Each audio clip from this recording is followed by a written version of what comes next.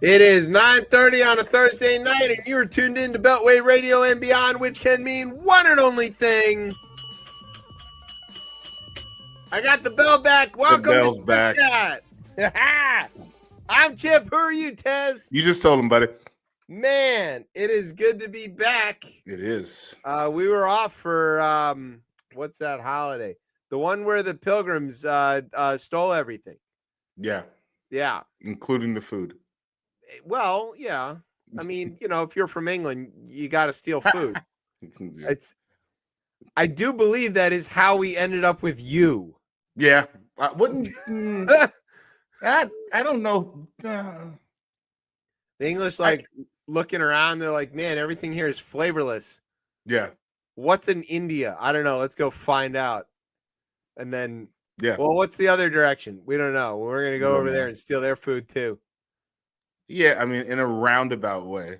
Yes. In a roundabout way, Jamaicans eat curry goat. So that is the most roundabout. Yeah, it's very. I was having this conversation with someone the other day. Yeah. Thank God for India. There's good things about empires, I guess. Yeah, banh mi. Banh mi is the top one. Banh mi, right. That's the one for me. Nothing gets higher than that. Vietnamese and the French. It was a great combination. I would put Cambodian rock and roll in there, but that's sort of like a byproduct of the banh mi. Yeah, true. This is true. Okay, so speaking of food, we were hoping that we were going to have our guest tonight, but I think maybe he hit a technical snag or anything. But we do want to just mention anyway that here's his book. So here's my plan. We're going to still do the interview. Okay. And then we'll just hold up the book and have it answer. So it'll be like, answering questions. So first of all, how was your Thanksgiving?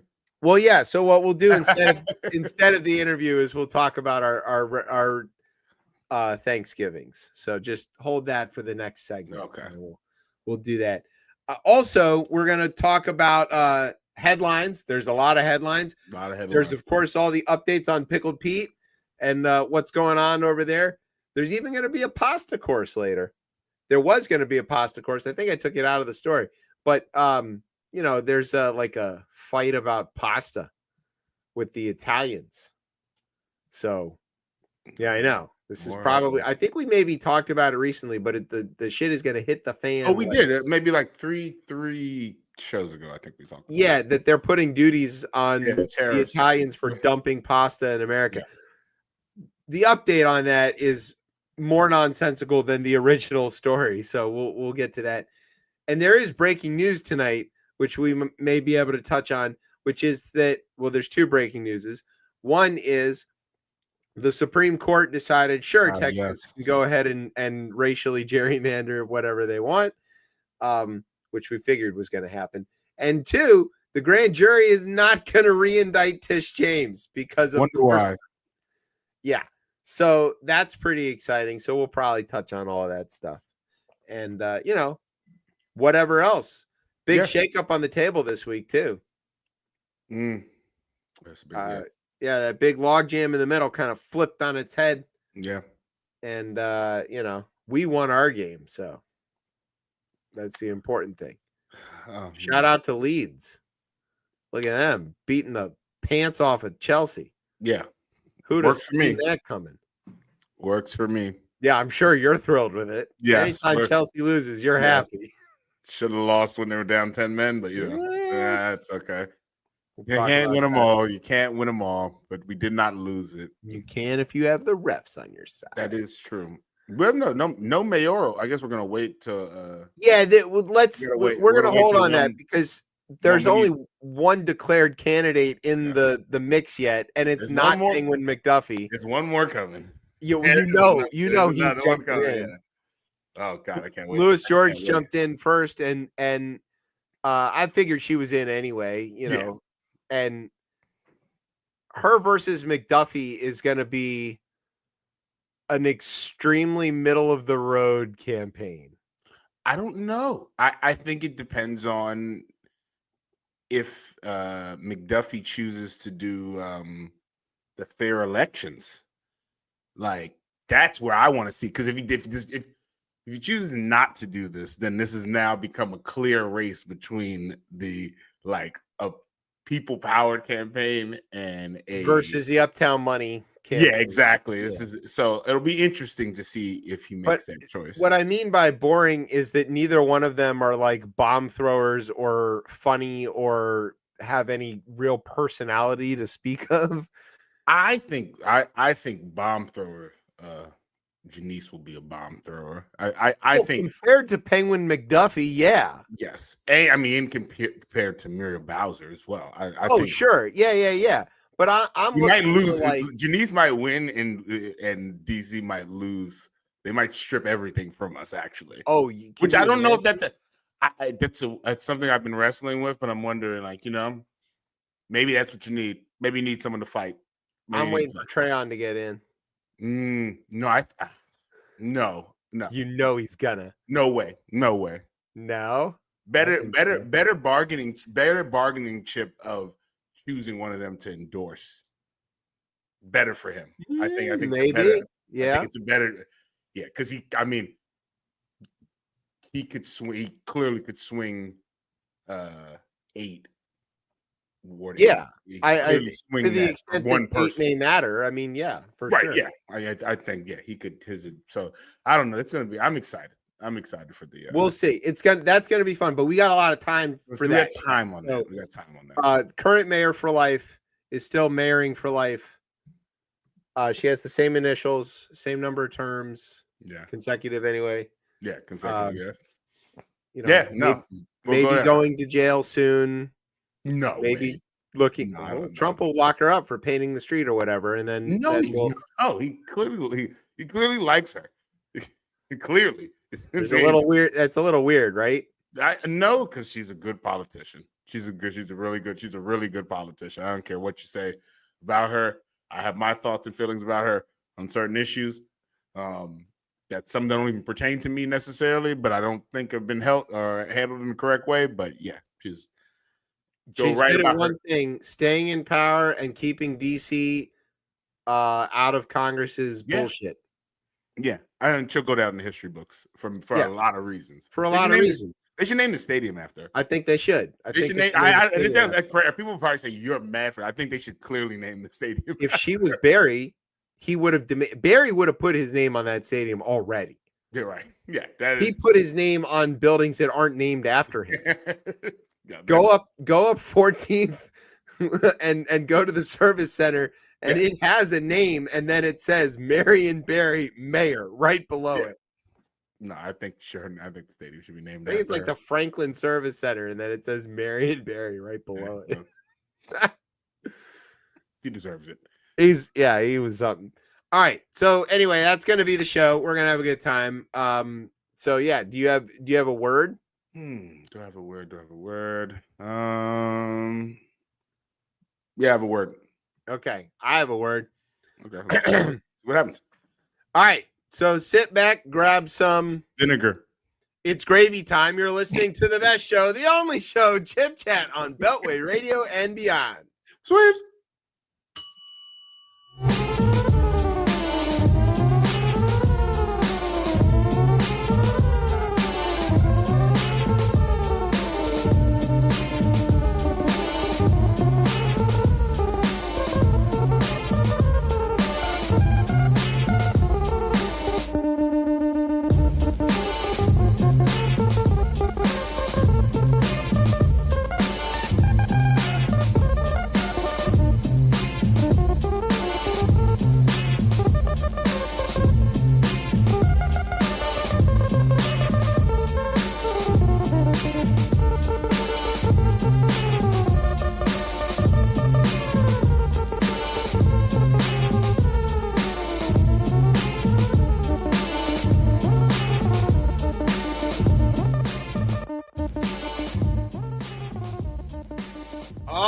Welcome back to Chip Chat here on Beltway Radio and beyond. I'm your host, Chip. With me is Tez. What's popping up?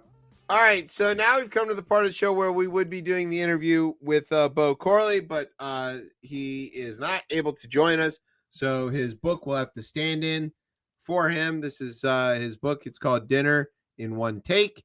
You should go get it. Good title. Yep. Well, it's his little web series there. If you are, one of the cooler people, you can get a signed copy. Well, at least I did. Of course.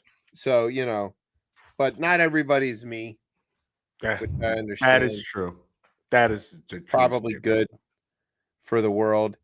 Also, just while we're plugging stuff for people, it's almost like Christmas time. People got to buy presents and Hanukkah stuff. I don't know if you can see my shirt. Ooh, it's a Huey shirt. It's a Huey shirt made of the lyrics of the song. Oh, wow.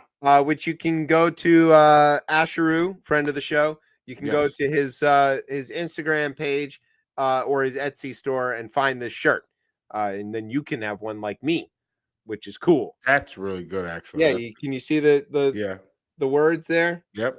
Yeah, so you can read it all the way through. I'm a big fan.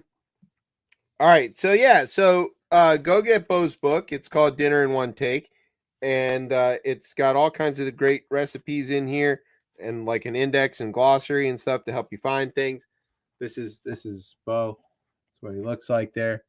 So we're gonna pretend that he's here, and we're gonna ask him the all important questions. Okay, so hey, Bo, how was your Thanksgiving? Great. Oh, it was great, Chip. Thanks for asking. I wish I could make turkey as good as you, but I had to make do with whatever it is that I can do. Oh, wow. He'll love this. Well, I understand. I've been making perfect turkeys for since I was about 15.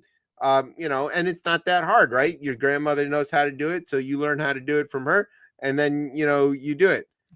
Yeah, I totally agree. And also, Alton Brown doesn't know shit about turkeys. And he shouldn't be telling people not to stuff them and all of that because he doesn't know what he's talking about. Bo, that's a great point that you raise, and one that I have been campaigning about for years. And I think that everybody else should understand this. A stuffed turkey is good. And if you just get it to temperature, which is 165, and you do 20 minutes a pound, and you baste it every 20 minutes, yes, it does slow down the cooking time. That's why you go low and slow, because that's how all the good food comes out. I make a lot of brisket, and that's definitely like a big thing about going low and slow. It works on brisket, and turkey's basically just a brisket with wings and stuff. So it's basically a brisket with wings is crazy. That's insane. Bo, you make an excellent point there, and I think we'll leave it at that. No, wait. The other thing is you got to make gravy. Gravy is super good. And everybody likes it, and so that's why you make the turkey and you flavor the drippings so you can make nice, delicious gravy and stuff. Oh, thank you for bringing that up. Yeah, I'm also a big fan of gravy, and I think that's really the whole purpose of Thanksgiving is gravy. Yeah, wouldn't you agree, Tez? I would say the purpose of Thanksgiving is stuffing.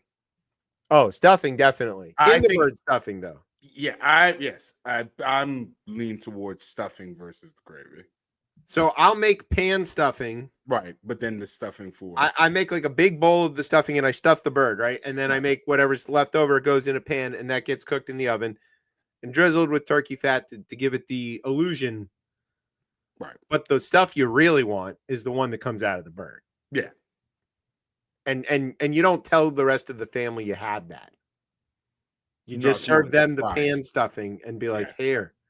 And then you keep that for yourself. Oh, you don't even give it to them, not even as a surprise. Oh, wow. I don't give it to them. Wow. I hold it over here, and I tell them it's gone, and it never existed. I love this. Sounds like the, the spirit of Thanksgiving. It's very much that. Yeah. Okay, so how was your Thanksgiving? It was okay. It wasn't too bad. Yeah, it was more restful, I would say, oddly than one's years past. But yeah, no, I can't complain. No, for us Jamaicans, we're not really big turkey type folk. So it's more Jamaican type food that we were serving, and but again, from plates from other places though, you still get like the turkey. And did you go like on the tour? Did you go to multiple Thanksgivings? Yes, a few tours, and even prior to that as well too. I had a busy for the first time I think for a while. I went to a few Friendsgivings prior. Nice. Those are always good. Those were really good as well too. So yeah, the whole month was full of food. And obviously Thanksgiving as well too. It's full of football. Yeah. It's a lot of football, a lot of There was a lot of football. I got one game right out of the whole bunch. Which is that Baltimore losing? No, I picked Dallas to win, and I got it right. Yeah, no. But I didn't like doing it, but I needed the points. I mean, Dak Prescott has been my starting quarterback for fantasy the whole year, so I've just been very quiet about that, and have taken the points. I don't talk about that much, you know. We'll see what ends up. I might make the playoffs. I might. I am curious Brian to know. Sneaking and beating me was one of the worst. Brian was so bad to start off fantasy football, and somehow he's crept back up into the it's called Mark Andrews. I'm in the playoffs. You are in the playoffs. I might barely make it. Brian, how did your doors fare on Thanksgiving evening? God, yeah. My doors? No, you don't remember. You weren't smashing holes in them because of Joe Burrow? Oh, no, I tuned out. Oh, you just tuned out, you know. Yeah, I knew there was something wrong with Lamar, and like this echo. And I just felt like they were playing, but they were not playing the way they should be playing. And I felt Joe Burrows. I mean, his comeback and all that stuff, and they were going to make it a big spectacle, and I just didn't like that, and I just tuned out. Okay, smart. Protect your peace. I like that. You should do that on a holiday. I would agree. Well, I got to have Thanksgiving on Saturday because the family was out of town for other Thanksgiving.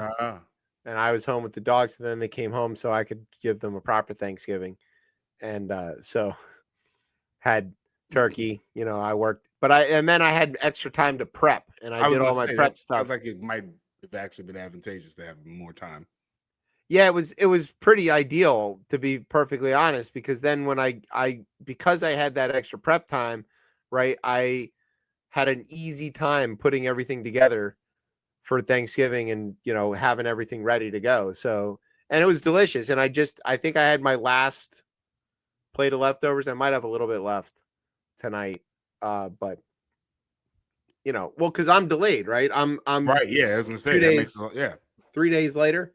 So that's maybe also part of a good reason to do it on that Saturday. Cause you get to have the leftovers later into this is true. Post Thanksgiving week. So, yeah, delicious. Thanksgiving itself, obviously, there's a lot of conflict about it. People are kind of uneasy.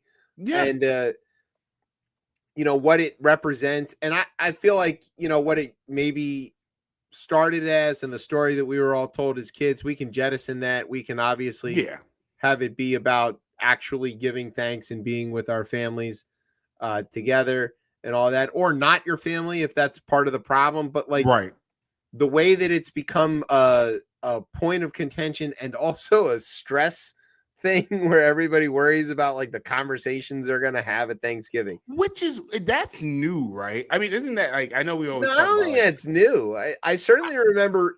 All right. The way it's brought, like now it's almost kind of like, it is like, you hear it on the radio. It's like, it's like almost a thing. Like I never thought it's become a thing that like, well, the Trump era obviously throws gas on that fire, but I'm going to date my like mindset a little bit here.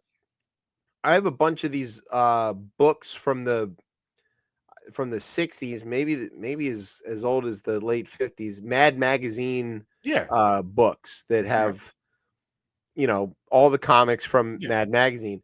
And even in that, going back that far, they're talking about like, this is going to make a difficult conversation at Thanksgiving. So it was at least something that was in the zeitgeist at that time enough that they thought that they could make a joke about it and it would work. So, you know, and I'm not saying Mad Magazine's like a great way to do a pulse check on the culture at any given time, but it's certainly not that. So To that extent, yeah, I think it's there. But obviously, people are like, you're worried about, you don't want to go sit at a table with your racist uncle, right? That's the Right. caricature that everybody has.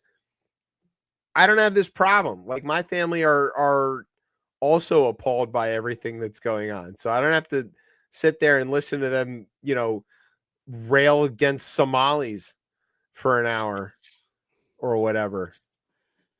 Yo, what's up with that guy, man? I don't know. That was that was a bad. That's bad one. Like, that's why you can't.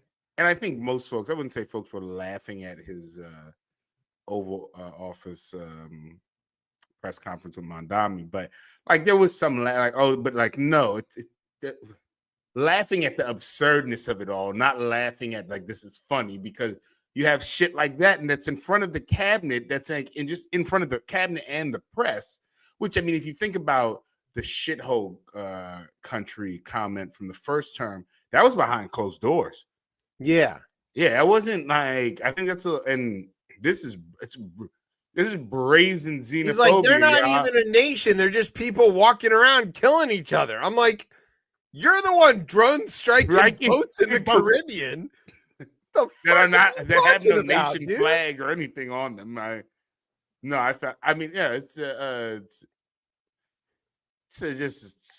It's all Omar, right? He hates her so much that he's like, yeah. It's clear he's been fed the whole, like, in Minnesota they're snatching or stealing, like whatever, like that is been fed to him, like stealing government benefits and shit like that. What's the chances he knows anything about anything? Nothing. I mean, no. I mean, but it's obviously it's a good culture war thing for you gotta call that type of shit out, because that's not you're a few steps. I mean, especially when you already have like the administration like rounding people up, like whether it's with ICE, and now they're sending ICE there to look at whatever 100 people that might have overstayed like visas or some shit. There's it's not like 80,000 Minnesotans who have Somali heritage. Right. 80,000. Yeah. There's not that many ICE agents. No. So they're not going to be able to get all of them. And like most of them are Americans. That's the thing. Yeah. No, those comments, you got to call that shit out. And it's blatant racism, xenophobia, whichever. Yeah, you just got to be great. It's anti-Islamic. You got to be honest. It's everything. Yeah. I mean, Jesus, what? Yeah. Like, if you've not heard this press conference in front of the cabinet, you mentioned it, and I was like, wait, is this a new one? Because he had been on it yesterday. Yeah. And then I heard it on the radio. I heard a little bit of it, and then the first thought I had in my mind is like, does he know where Somalia is? Right. Could he find it on a map? And then I was like, could he find Minnesota on a map? Yeah.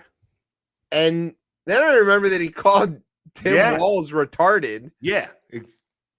Somehow in the middle of this. And like this one Republican congressman was like, all right, that's it.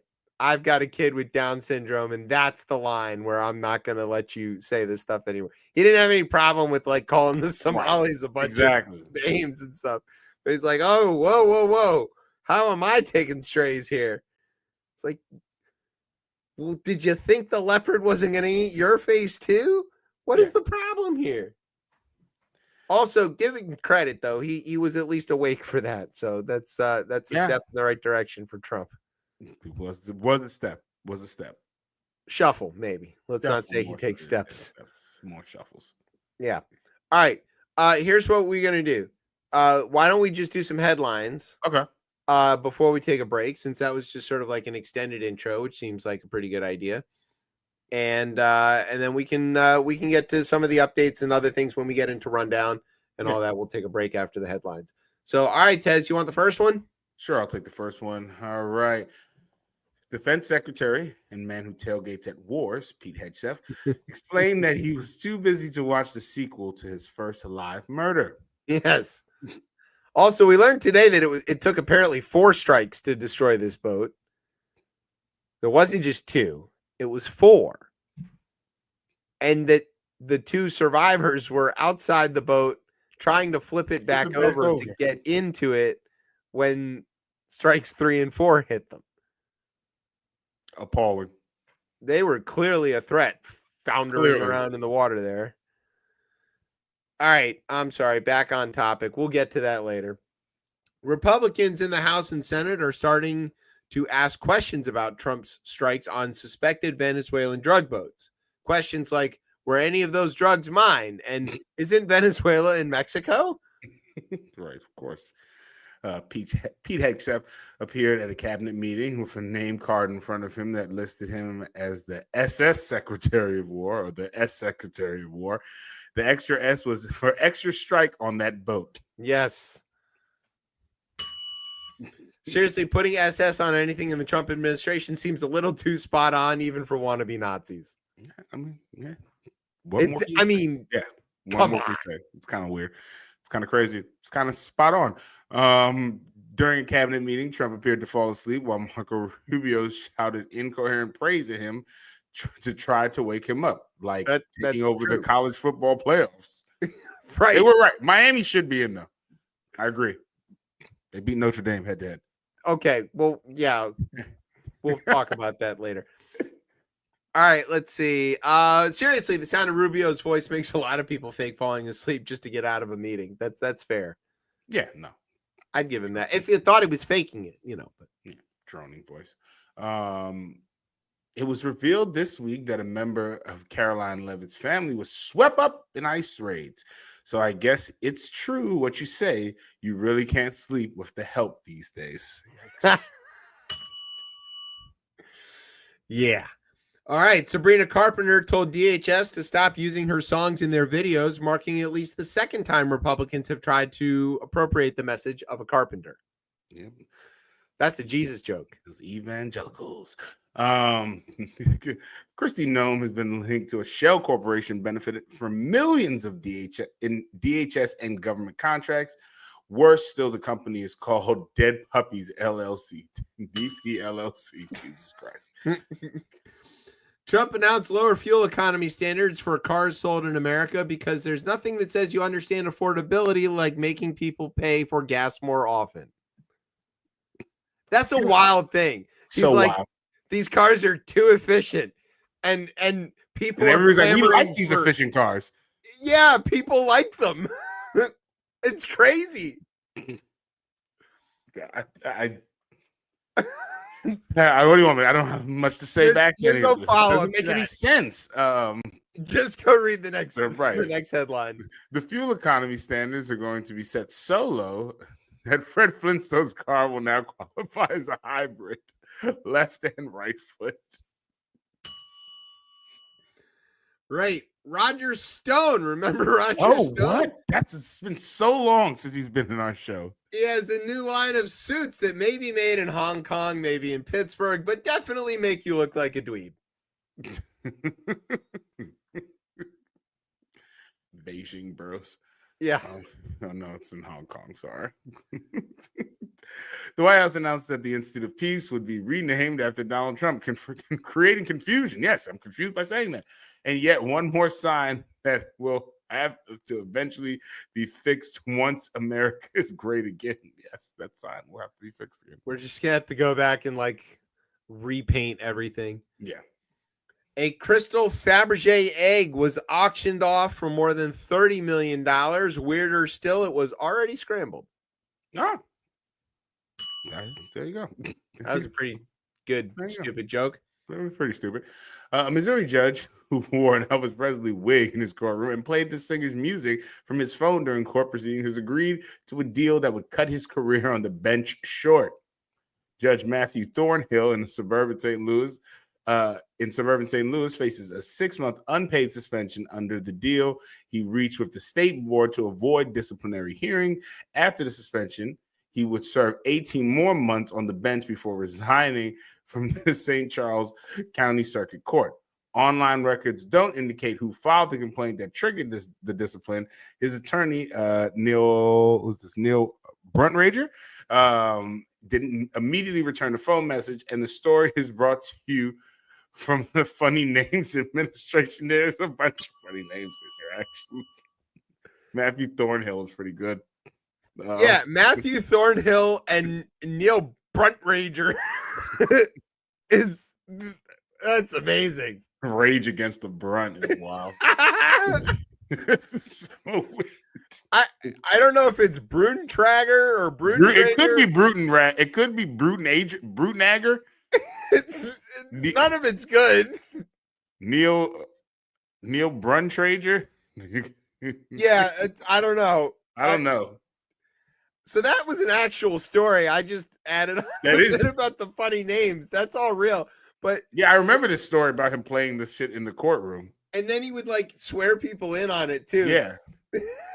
It's like, I mean, I like Elvis as much as the next person, but that's a very weird thing to do in a court. I mean, the rule of law has been gone long ago. So I mean, what's weird? Yeah, it's kind of on the low end. Yeah, I mean, comparatively to like what's happening in like the Supreme Court. I mean, this. I'm not mad at this. This seems regular. Well, let's nominate Thornhill. Thornhill. Yeah, he can go hang out with Sam and Alito. I mean, Gorsuch is a pretty good name too. Yeah, that's a good name. That's pretty. I mean, you know, Kavanaugh, that's boring. Thomas, that's boring. You know, Kagan, whatever. Jackson. I mean, some of these names are like just. I mean, the blandest. You know, right. Sotomayor. That's a pretty. Sotomayor. That's a good name. That's a really good name. That's up there with Bruntrager. Bruntrager is insane. We got to get him on the show. I'm gonna call him. Our buddy Neil. Yeah. Hi, is this Mr. Bruntrager? I love the clerk. I clerk for Bruntrager. What? You're hired. Oh man. Bruntrager. Isn't that Pete Hegseth for Bruntrager? No, that's a drink that he orders all the time. That's a drink that I'll take a double Bruntrager, please. Double Bruntrager. Offshoot of a Voodoo Ranger. Oh yeah, call the guys at New Belgium. They're gonna want to know about this. Exactly. Yeah. Some names are getting you out. We're gonna go Voodoo Ranger, Bruntrager. Bruntrager. It's a new juicy IPA because that's apparently all they make these days. Hey, I'll die on that Thornhill.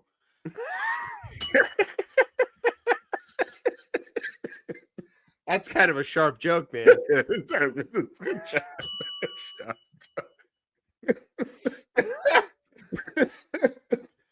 very rosy. Remember when we tried to be kind of like highbrow and reasonable and like discuss politics? When was that? And then we've just fallen into like making jokes at people's last names. I know. We're no better than the fucking guy in at the White House. Well, I don't know. I haven't called Somalis anything recently. I'm specifically attacking Neil Bruntrager for having this name. I'm not attacking him for his race or nationality. I don't even know what he looks like. I'm literally pulling. Are you looking? I had to. I don't find out. Oh yeah, he's a Bruntrager, man. Is he a Bruntrager? Oh, he's a Bruntrager. This guy's a Bruntrager. Oh my god. Brian's gonna find it. Yeah, this is when you see the picture of him, he's clearly a Bruntrager. He is a Bruntrager, huh? No, he's that. All right, we'll tell you what. While we go take a break, Brian's gonna find the image, and we'll find out more about him. We're gonna learn more about Neil Bruntrager and his buddy Matt Thornhill, and we'll be right back. We're gonna take a break. He got an AOL email. No. What year is it? He's been on the bench since '81. So, I think he's been doing. Wait, yeah. Bruntrager was on the bench. He's been sworn as an attorney. Excuse me. He's been sworn in as an attorney since 81, not on the bench. Okay. Excuse me. He's had a bar card since 81. His bar card since 81. But so he's been practicing law longer than I've been alive. Got it. Yeah. I mean, how long can you brunt rage? I'm confused, I guess, because I guess that's how this is just maybe this is not his email. Maybe this is this the law? Well, no, this is his practice. It's his name. It's Brent Ragers and Billings. I'm reading this out. But yeah, they said email him at njbatty@aol.com. Oh my God. I was gonna say NJ in a Jamaican way. No. No. Okay, we are going to take a break. When we come back, Tez is going to. He's already done the publishing. He's done all the other stuff. He's going to randomly interject bits off of Neil Bruntrager's website throughout the rest of the show. Oh, there's a Jonathan too, and is it? It's a family. Oh yeah, it's a family affair here at this. A family of Bruntragers? Yeah. Oh God. Okay, we're going to take a break while you research this. The same. We'll be right back. You're listening to ChipChat here on Beltway Radio and beyond. Sweeps.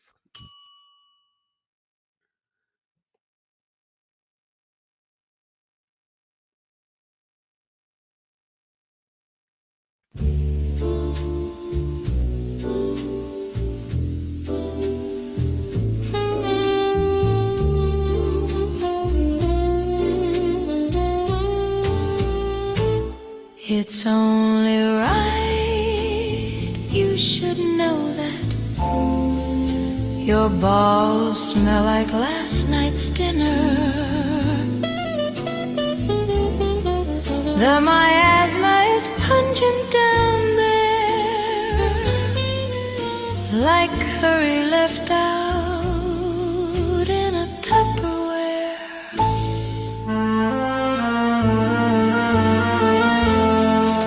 Your balls smell like last night's dinner, reheated, congealed, and obscene.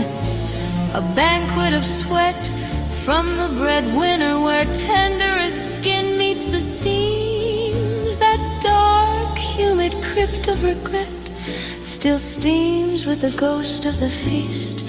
Darling, I beg, let the soap be a debt, or I'll bury my face somewhere else. At the least, it's only right, you should know that your balls smell like last night's dinner. The miasma is pungent down there,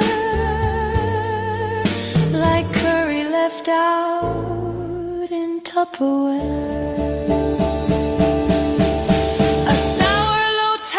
Forgotten spice clings to the folds like a venereal hymn, each breath a confession of vice.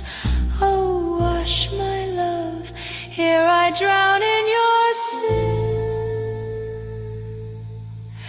It's only right, you should know that your balls smell like last night's dinner.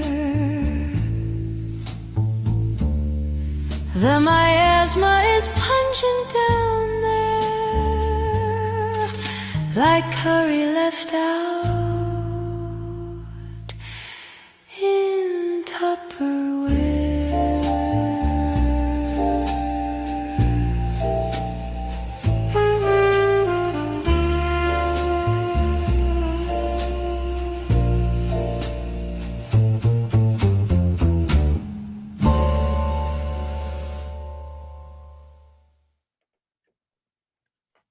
All right, welcome back to Chip Chat here on Beltway Radio and beyond. I might be your host, Chip. With me is Tez. Brian, what the fuck was that? That was Miss Dana Soul. And yes, that title is legit. Which was? your ball tastes like last night's dinner. Or smells like. Okay. Look at Tess's look. I wanted this reaction. You got it. My God. Okay. He's gone catatonic. Somebody wave some last night's dinner at him. No. No. You do nothing of the sort.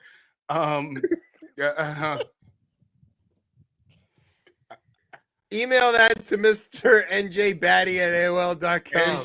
njbatty@aol.com. Send all your concerns and comments there. Yeah, I don't. Yeah, let's do your show. Okay, let's do the show. I don't know. Okay, that's what the fuck.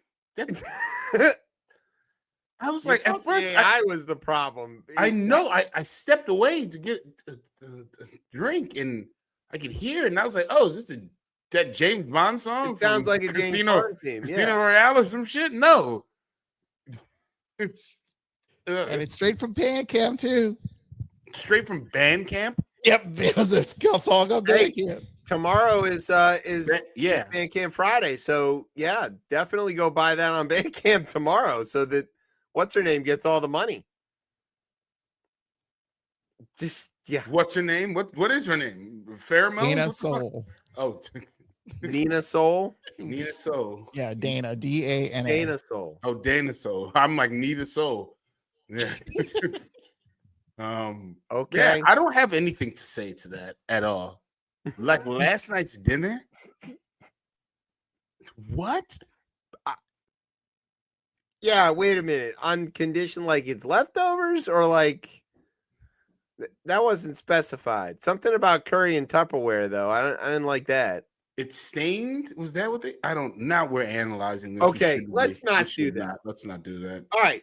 Now we've come to the part of the show. It's called the Rundown. This is where I tell you about some stuff that's going on in the news.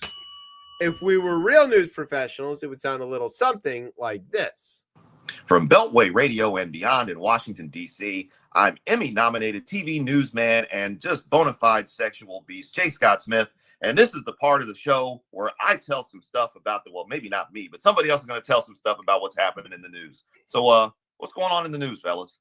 Thanks, Jay. Also, special shout out to J. Scott Smith, who you just heard, of course.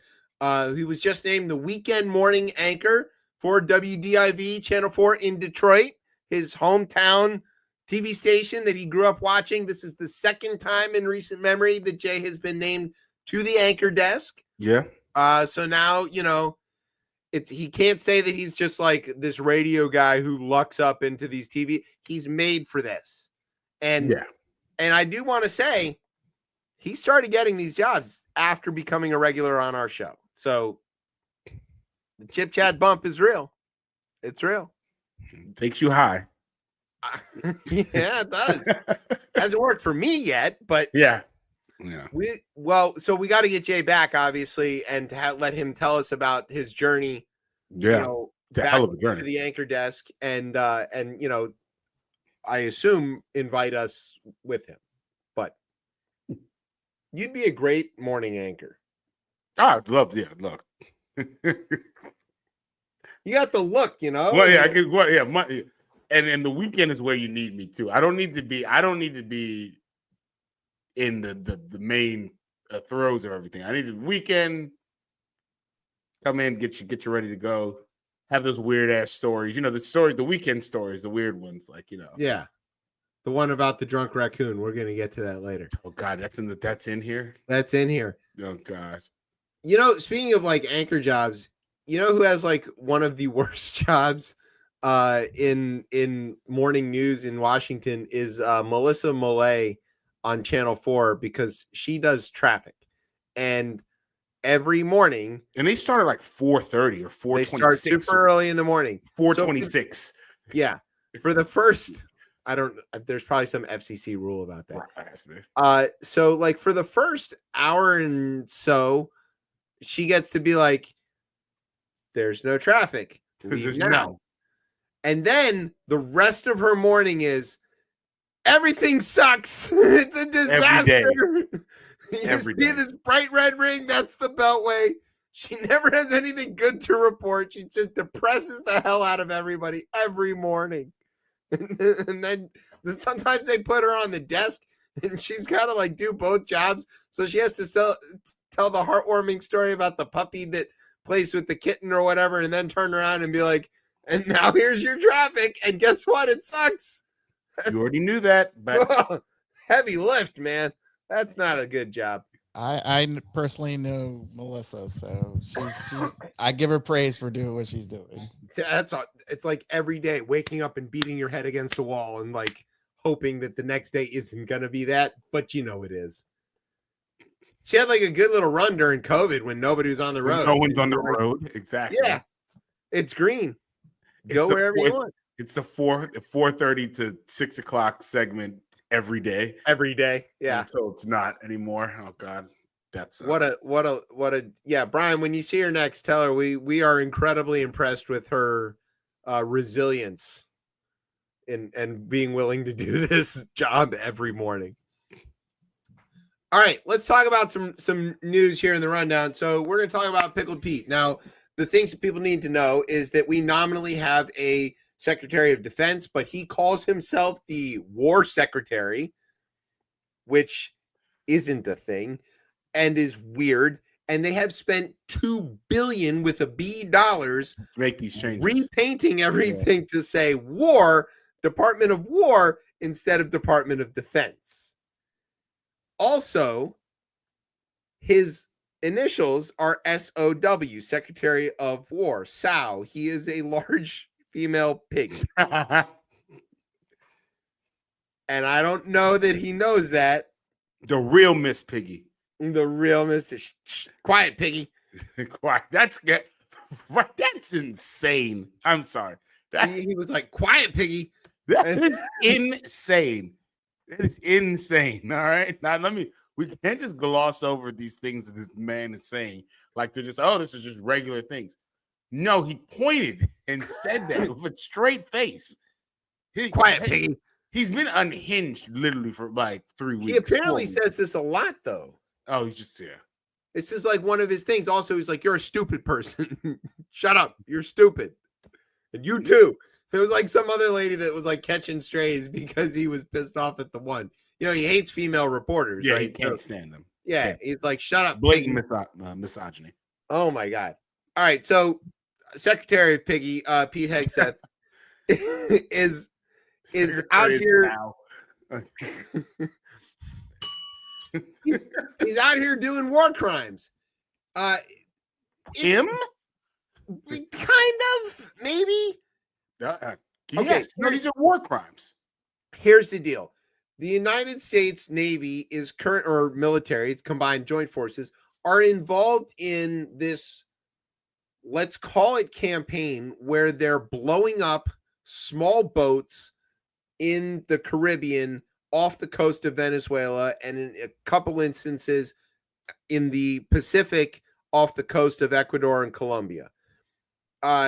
These are very small boats. I want to be very clear about that. So, like, even if they were packed to the gills with drugs, they hold much less than, say, a truckload. Okay, it's a very small amount of stuff that they're destroying, but they do have a bunch of people on them, and that doesn't seem to matter. And none of those people have been convicted of anything, which also doesn't seem to matter. And none they've been sentenced to death. And none of them are like directly threatening any Americans either. Let's be very clear about that. Venezuela is more than 1,000 miles off the U.S. coast. If you went straight across the Caribbean, if you do know anything about the Caribbean, it is the bottom. It's the northern coast of South America, right? It's sandwiched there right between Colombia and then those three little countries that sometimes belong to France and maybe not, we're not sure, where they launch all their rockets from. And then it goes down into the jungle of the Amazon, right? And it's not in Mexico. That's also very important to remind people. Remind folks. And there isn't any like direct route really from Venezuela. Like to get to the United States by land from Venezuela, you have to cross into Colombia and then on to Panama and up Central America. There you go. Bring it out. Get it. Get our Where is it? globe out. Right? There it We is. love to get this thing. This is a globe. The big blue marble. Yeah, we just want to make sure everybody can see that there. So here is Venezuela. Yep. Right? That's the little the gray one there. And then you can see next to it this blue one, that's Colombia. And you have to go through Colombia to get to Panama, which is then how you can get the rest of the way, up here to Texas. Okay. Colombia, where we used to get our drugs from. Yeah, where we used to get our drugs. Well, we still get some drugs from there. A few drugs. But not as many now with the tariffs. He's raised the price of my cocaine. So now, and there's this other sort of weird thing about this is that most of these boats are clearly headed towards Trinidad, where they will then move the drugs onto larger ships where they will be smuggled to Europe, which is where most of them are going. None of them are going to the United States. This is not a known corridor for drug smuggling at all. If it was, of course, the Coast Guard would be interdicting these things and catching them and dumping the drugs overboard or whatever, and arresting and capturing the drug runners. That's usually what happens. That's usually what happens. It has been happening for like 50 years, right? It's a thing the Coast Guard, it's kind of like the thing they're known for, right? You feel like, oh, join the Coast Guard and intercept the bad fast boats with the drugs. And then, they got the guys with the sunglasses looking through the... Exactly, yeah. You've seen the ads. Okay. They're all over Metro. No, right. No, those are Border Patrol. Border Patrol, excuse me. Yeah. And Fairfax Police. So this is going on, and the Washington Post reported last Friday that Hegseth himself had given spoken orders to the admiral who was running this operation, is a guy called Admiral Bradley, to leave no survivors when these ships get struck, when these boats get struck, which is a unique and interesting thing for him to have said. It isn't usually what gets specified on these kinds of missions at all. And like we said, usually this is a law enforcement operation where they're trying to catch the people because they might turn over like the big cheese. Right, because that's usually what you do with dread. But I say crazy things when I'm drunk too.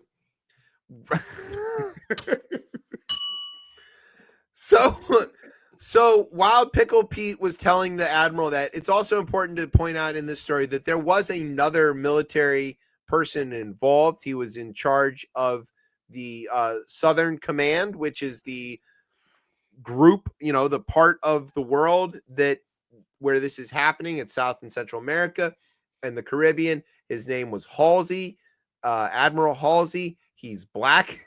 That's also important to mention. Black. And he quit abruptly. Get me the fuck out of here. Like the day before this strike happens.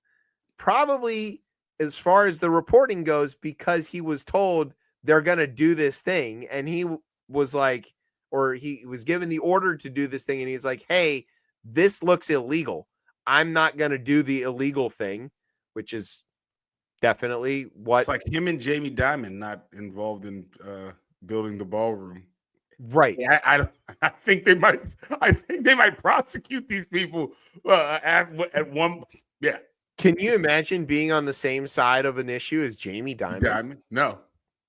But yes, you are. And Rand Paul. You are sharing a point of view with Jamie Dimon and Rand Paul. Yeah. And so am I. I'm not feeling good about it. Not feeling good. It doesn't. It's not great. It used to be Cheney's. Yeah. Right. Well, now it's Diamonds. Oh, yeah. Used to be. That joke kind of got shot in the face there.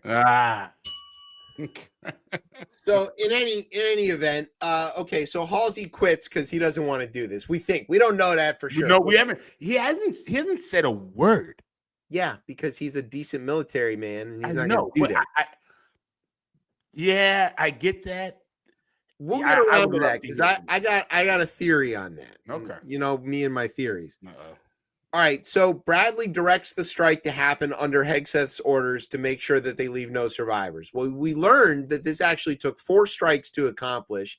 This boat is small. They killed 11 people. So if you think about a boat in which you could fit 11 people, right? It's not a large craft. No. This is something the size of like a bus. Okay. The missiles that hit it are larger than the boat. And so they have footage, drone footage or airplane footage flying over this. They've got ID on it. They've got video on it. And you see, bam, and it gets hit. Boom. That's what we saw. What it turns out is a few people survived that initial blast. And the video surveillance sees them and is like, oh shit, there's 2 guys alive. Now, here's the thing to understand. In every other circumstance, those people are now what's called non-combatants. Even if you were at war, right? Which we're not. Right. But even if you are, if you hit something and injure the people there to the point where they are no longer a threat, like say drowning in the Caribbean trying to flip their boat over, you can't shoot at them. And in fact, you're supposed to go collect them up, render aid, and hold them as prisoners. That's what you're supposed to do by U.S. law and also by treaty and international law. This isn't one of those things where like, well, it's the law of war. Well, there's no laws in war when it really comes out. We're not talking about that. United States law and the Uniform Code of Criminal Justice requires them to do that. But instead, they're like, nah, hit him again. Bam. And like, again, something was still moving. So they're like, hit it again. Boom. And they're like, whoa, shit, that guy's still alive. We better kill him before he tells everybody that we blew up his dying friend. Kill him too. Bam.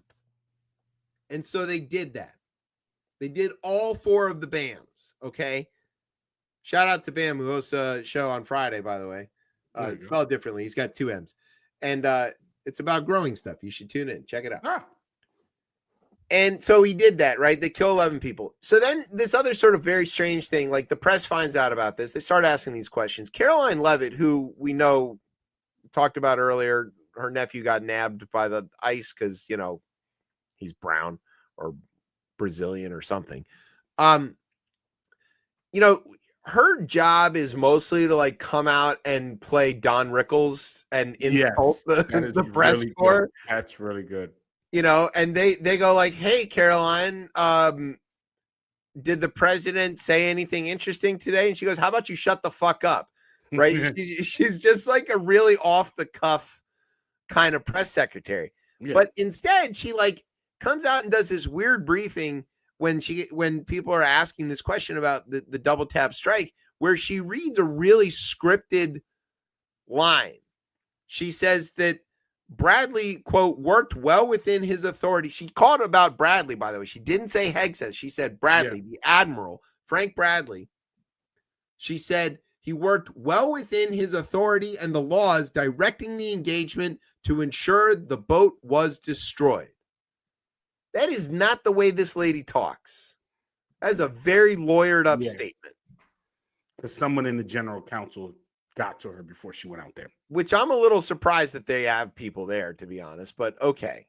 What's the chief of staff? She's not playing around. Susie Wiles. Susie Wiles, yeah. She on certain things, I feel like she's like, hey, you say this today. This could sink the entire operation. So, yeah, you got to get it right. The whole operation. Come on. Christ. I don't even know if you knew you were doing that. Oh, I did. Okay, just checking. I'm not that good. Doesn't happen automatically. Doesn't happen. Okay, all right. You know, I had to throw it out there and see if it floats. All right, so that's one like aspect of this. Okay, then in a classified briefing for lawmakers who were scrutinizing the Trump administration's killing of suspected drug smugglers around Latin America, top Republicans in the room started to get a little upset. Okay, they have been the chairs of both House and Senate Armed Services have been asking the Pentagon for a lot of details about these strikes. Yeah. Specifically, they want to know the legality of the strikes. one of the things that's important to know is that the Constitution says Congress gets to make war. Congress has to initiate wars. Congress has to declare wars. And then it's up to the executive branch with that declaration to then execute the war as commander in chief. Which we haven't done in years. We haven't done that since World War II. But, you know, there's been a little leeway with this where Congress does this thing where they have the authorization for use of military force. And those can get stretched a bit. Right. As we saw post 9/11, Congress did authorize use of military force to pursue those who perpetrated 9/11. That got stretched to include Iraq. It got stretched to include Obama drone striking the shit out of Americans in the Horn of Africa and Yemen and all these other things, where it's just sort of becomes this blanket like anti-terrorism thing. Yeah. There's no such authorization for use of force in this case. There's been nothing even claimed. And that's where the chairs are getting frustrated because they're asking the Pentagon, hey, send your lawyers to come talk to us and explain what the authorization that you're operating under is. If you don't do that, we're going to start wanting to know, do you need us to write you an authorization, or are you doing this completely outside the bounds of the Constitution? In which case, we're cutting your funding off, right? That's how Congress works. Right. So the Pentagon took these guys sent letters to the Pentagon back in early September and again in October. The Pentagon received the letters, we know that, and then promptly wiped their ass with it. They did not respond. They didn't even send like a memo explaining themselves. They didn't hold a classified briefing. They didn't do anything to tell the chairs of these committees, Republican chairs of these committees, what they were on about. It's just nothing. They didn't even say like, no, we're not going to respond. They just said nothing. So like, all right, Wicker and his House counterpart, who I can't recall at the moment, they were like, all right, that's it. We're hauling everybody in for hearings. They hauled Bradley in for hearing today. Yes. Okay. They held a classified hearing with him. The chair and ranking of both armed services and intel on both House and Senate side. So 8 Congress people and senators talked to Bradley and made him bring the video of the strikes, which is how we know that there were 4, because the Congress people came out and told us what they saw. They didn't tell us all the details, which of course it's classified. They're not going to do that. I feel like it was disturbing though, from what they said. It was disturbing. If you want to find out what is in the classified information, check your phones. Pete Hegseth will have texted it to you already. Right. We will get to that. Yeah. All right. So they're all like very upset. Spokesperson for Mike Rogers, Alabama House Armed Services. Oh, it's Rogers. He's committee chairman. He said that it was he didn't want to share the details of the discussion, and they wouldn't be responding to claims about what was said regarding that. But since then, exasperation among Republican lawmakers has leaked into full view. Key lawmakers have questioned their confidence in Defense Secretary Pete Hegseth, SAO Pete Hegseth, and GOP-led committees have embarked on the most aggressive oversight campaign so far into the former Fox News host's tumultuous 10 months at the Pentagon. 10 months! 10 months is like enough time to grow a baby. Yeah. And he has killed dozens of people in that time. Interesting. Okay. But let's not forget this one, right? The Pentagon's top independent watchdog, they do still have an IG's office. What? Yeah. Yeah. They fired all the other IGs. This is a Trump-appointed IG. Has determined won't be there for long. That SAO Pete Hegseth violated security protocols and, key to this, endangered U.S. troops and objectives by using a personal device to share operational details on the unclassified messaging app Signal, according to people familiar with the findings in a forthcoming report. That's an incredible graphic, Brian. Great graphic. Thank you. Oh, God. He's like, the fuck did that speech bubble think they were doing? Look, he's drunk red. You know him and Kavanaugh are fun. Oh, God, yeah. They get hammered and talk about raping and stuff. Oh, God. It's not funny. Yikes. I don't know. That's not Yikes. funny. I was just about to say, I was like, might drink with him, but I'm never going to a party with them. Whew. I don't think you can handle that much cocaine, to be honest. No, at all. All right. So, yeah. So not only is Hegseth out here ordering war crimes, he's also ordering war crimes, texting the plans to random ass people, including reporters. How long does he have? Oh, his leash is super long. Why is it longer than you think? His approach is, I mean, one, he was always good on television, air quotes on that, right? He's good on television. I think the way he's a pit bull for the president. Yeah. Like the way just from the way he speaks and attacks reporters. I mean, the reporters he's attacking at this point, I thought were all friendly people because that's what's left, the Pentagon. No, I think his leash is super long. I don't know what it would need to be. Maybe it's more of these incidents, which we will have more over the next 4 years. But I mean, if I was to think he would end up getting pushed out, I think he makes a 2-year mark. And actually, I don't think he gets pushed out. I think he might resign. Well, yeah, I could see him after the midterms or something like that resigning. So, the question of like, oh, he's a pit bull for the administration or whatever. So was Marge, and he turned on her. Yeah, but Marge isn't the Secretary of War. He didn't get nominated into the administration that way. Like, yeah, this guy will do everything. He will do and rubber stamp anything that the president asks for. So yeah, that's why I think he's not going anywhere. And Trump has seemed to been very loyal to this individual. Yeah, that's the thing. A little strange. But like in other instances where he's had people who he's loyal to, who have been sort of similar to Hegseth in various ways, when the drama around them gets to be too much, right? He jettisons them and gets rid of them, because what he doesn't want is to constantly have to answer for all this stuff. He's tired of this. He's tired of answering these questions, so he just fires the person. And then he calls him a stupid person and says that, don't ask me, ask him, or whatever. I don't know. I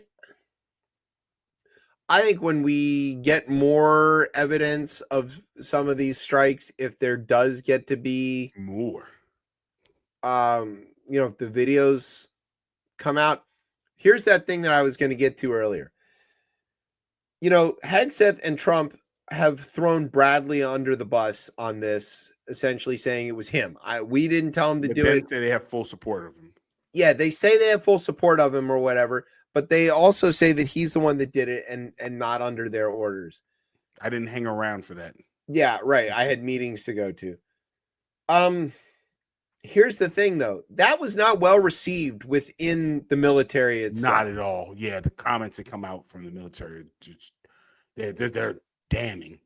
And you really can't, civilian control of the military is super important, but the military does exist as an entity. Yeah. And whether it's the individual branches or whatever, they do have the means to leak this stuff if they want to. If they've got the tapes, which they do, and if they've got the tapes of Hegseth ordering it, which I'm pretty sure they do, if he gives them enough reason to, they're going to find a friendly reporter to leak this to. Yeah. And so, like, again, it's sort of a strategically stupid way of doing things to, like, displease the people who could ruin you. If you think about like a criminal enterprise, right? Like, there's no honor among thieves. Right. One of the things that you often find out when the FBI or whatever breaks these things up is that these guys have screenshots and detailed information on their accomplices, friends, whatever you want to call them, because they fundamentally don't trust them. Right. And they need to have they would come. Yeah, they know the day's going to come, so they have the evidence for when they get pinched so that they can hopefully buy their way out of too much trouble. The military's thinking this same way all the time. And if they get a suspect order, they definitely record that. And they go, all right, noted. We're going to go ahead and take care of that for you, and we'll probably jag it a little bit before we go out and do it. But just to let you know, we got you on tape, and we got a screenshot and a memo and all this other kind of stuff. So if you fuck us, we're going to fuck you back much, much harder because they're the United States military, and they can do that. So to your question about like how long is his leash or how long can this go, I think if he does one more thing to piss off the uniformed service, they let it out. They let all of this out. And he's going to do that. He's going to do that. Yeah, I give him another week or two.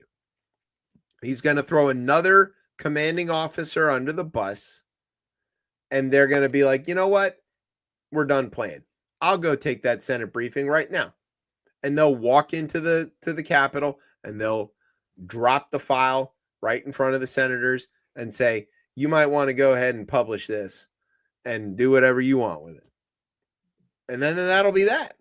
So yeah, I think he's got a month to go. A month? Oh, yeah.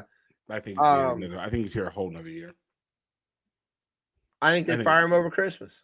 No way. Yeah. No way. Yeah. All right.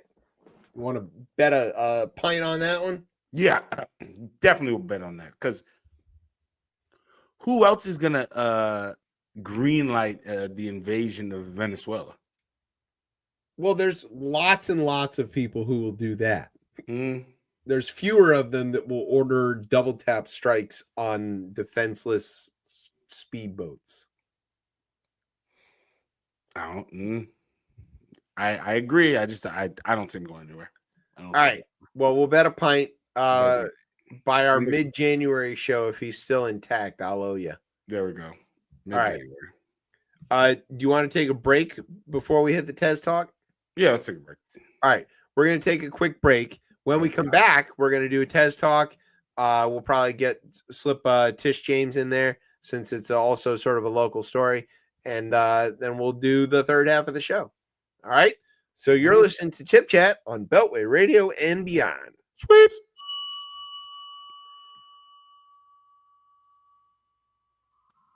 This is the plan. You guys just don't understand. I'm kissing with a heart on. Coming in the seat.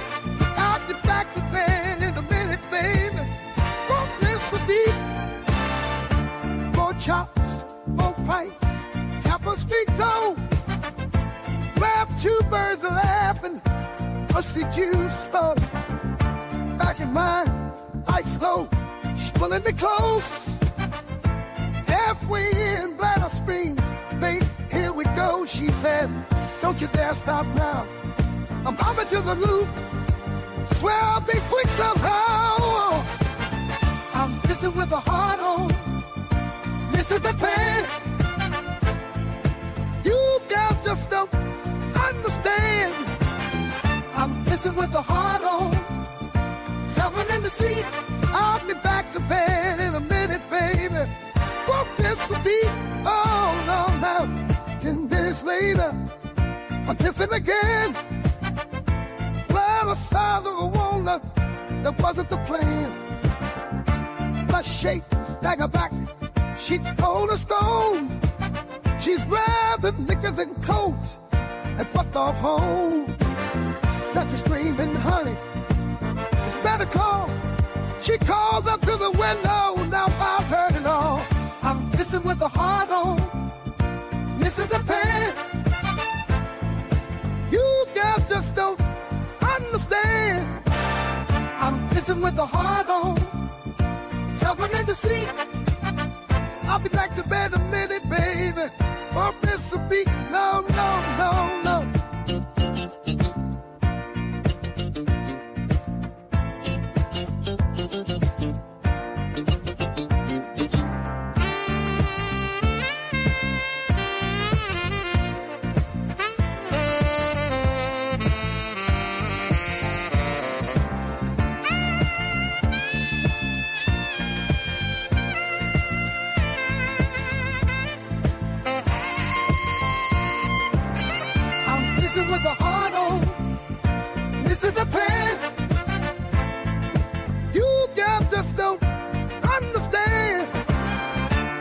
kissing with a heart on. Coming in to see. I'll be back to bed in a minute, baby. Won't miss a beat.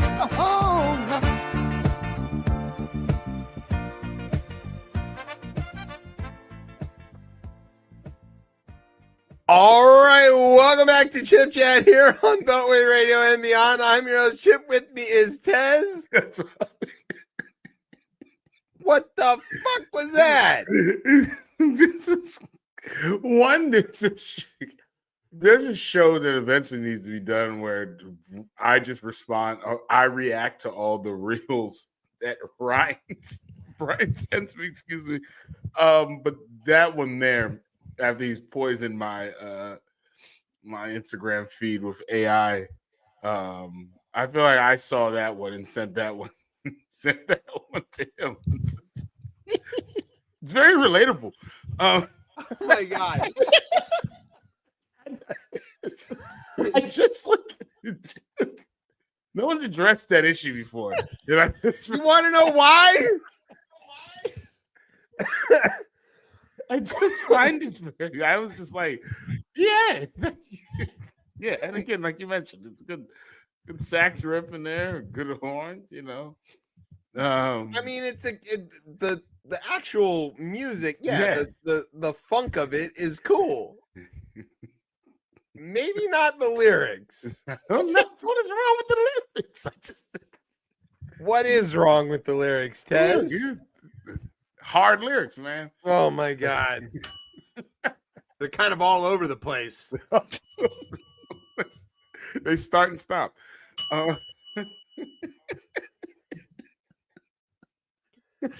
I don't know if I'm proud of you or ashamed of you or both.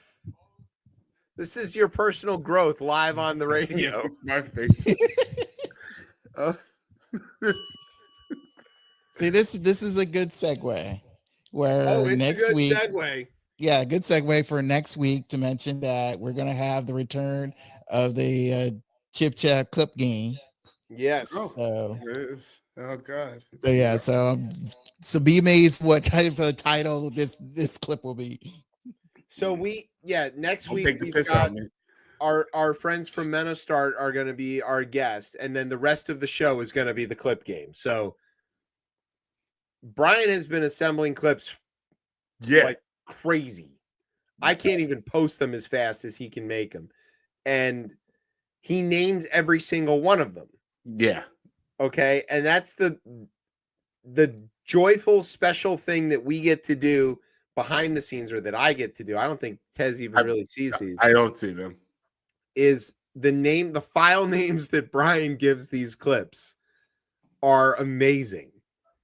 And we love to play this game where we show a clip and then have to guess what name Brian gave this the file. And we never get it right, but it is really, really funny to see what the actual answer is. Yeah, and even though I see them every week, I can't remember all of them. And I honestly I can't remember any of them. So it's just like hilarious. And I tell everybody, you got to tune in for that. If you're gonna miss anything, for the rest of the year, that's fine. But the clip show, that's the show. That's the one you want to see. All right.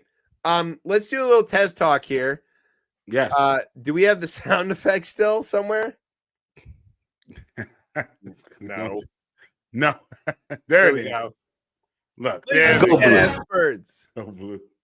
Go blue. God. Shout out to Gerald, by the way. He called me today. Birds. There you go. Just a great moment in show history. He called me today and said, good luck on the show tonight. So, thank you for being the voice of the Tez Talk. Oh my God. I wonder what that clip was called. All right, Tez. So what's going on here in the district? What's happening in the district? I have a separate Tez Talk at the end of this one too. Oh, but okay. we'll start with this first. Your own. I just no. This one is definitely of course. It seems simple enough. Outgoing. She hasn't said that yet, by the way. Involuntarily outgoing. Non-voting representative. Non-voting Holmes Norton. No,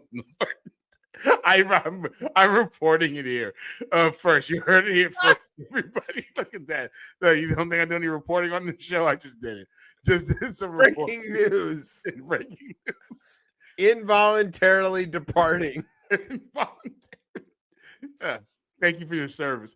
Yes, Helen Holmes Norton, this non-voting delegate in the House for the great non-state of District of Columbia. They were interested in building name a post office after Godfather of Go-Go, Chuck Brown, right? Right. But Republicans on the House and Oversight Committee removed her bill from the agenda at their Tuesday meeting because of why? Well, because Chuck Brown has a criminal record. And that was what was said to be the cause of preventing this bill from moving forward. To quote, committee members raised concerns about advancing a postal naming bill for an individual convicted of murder, end quote. A spokesman for the Oversight Committee Republicans said in the statement, the bill, which would have named the post office at 3401 12th Street Northeast, which I want to say is very close to his park, I want to say. Right, that's the whole idea.